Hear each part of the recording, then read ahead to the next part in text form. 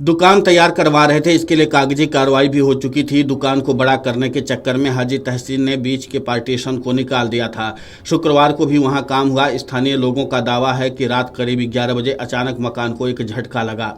Building में रहने वाले लोगों को लगा कि शायद भूकंप का झटका है, लेकिन इसे मन का वहम मानकर लोगों ने नज़रअंदाज कर दिया। इसके चंद ही घंटे बाद पूरी की पूरी इमारत जमींदोज हो गई। लोगों का कहना था कि इस पर ध्यान दिया होता तो शायद ये हादसा नहीं होता। पड़ोसी सोहराब ने बताया कि रात 11 बजे उनका बेटा इमारत के पास मौजूद था। इस बीच इमारत हल्की सी खिसकी। बिल्डिंग में रहने वाले बेटे के दोस्त ने भी इसका जिक्र किया था, लेकिन ध्यान नहीं गया। पड़ोसी बताते हैं कि करीब 15 साल पहले हाजी तहसीन ने यहाँ अपना मकान बनाया था। 60 गज के एल शेप के मकान में 2 तरफ नाली मकान से लगकर गुजरती है। ग्राउंड फ्लोर पर तहसीन ने 4 दुकानें बनाई। फिलहाल एक दुकान पर इनका प्रॉपर्टी का दफ्तर चल रहा था। दूसरी दुकान में पहले मोबाइल की दुकान थी, जिसमें अब हलवाई की दुकान खुल गई थी। बाकी 2 दुकानों में मीट की दुकान खोलने की तैयारी थी। पड़ोसी सलीम ने बताया कि हाजी तहसीन ने मकान में कॉलम और पिलर नामचारे के लिए ही डाले थे। ऐसे में ग्राउंड फ्लोर पर की गई छेड़छाड़ की वजह से मकान गिर गया।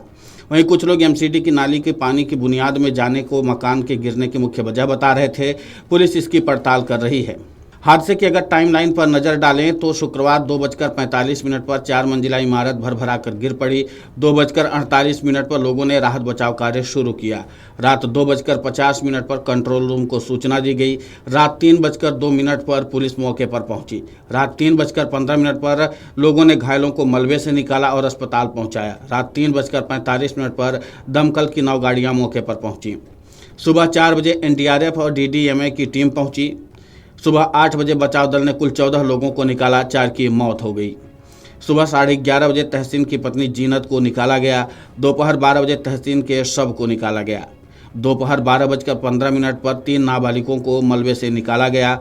12:45 पर कपिल मिश्रा और मोहन सिंह बिष्ट मौके पर पहुंचे। दोपहर 1 बजे नाजिम के परिवार को निकाला गया और सभी मृत थे। दोपहर 2 बजे तहसीन के ससुर इसहाक का शव निकाला गया। रात 8 बजे मलबा हटाने का काम जारी है। इमारत में मकान मालिक हाजी तहसीन उर्फ यासीन के 3 बेटों के परिवार के अलावा तीसरी मंजिल पर 2 किराएदार के परिवार रहते थे। एक बेटे के परिवार को छोड़कर बाकी सभी अपने अपने फ्लोर पर मौजूद थे। ग्राउंड फ्लोर पर दुकानों में काम चला था, इस वजह से वहां कुछ मजदूर भी सो रहे थे। अब तक मलबे से 22 लोगों को निकाला जा चुका है, जिसमें 11 की मौत हो चुकी है।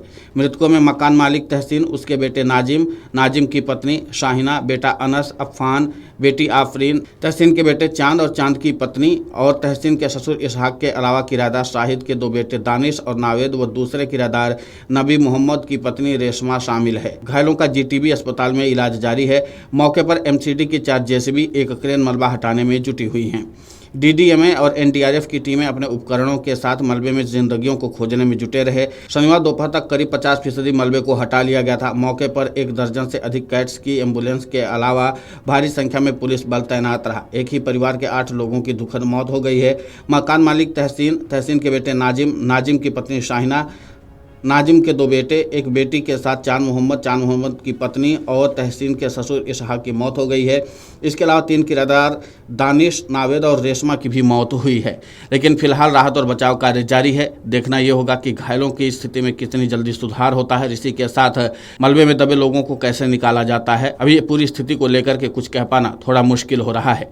Video desk amarujala.com।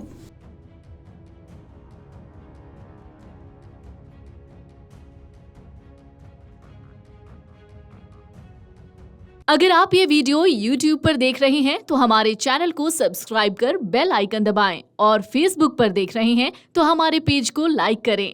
8 million plus subscriber, आपके इस भरोसे के लिए बहुत धन्यवाद।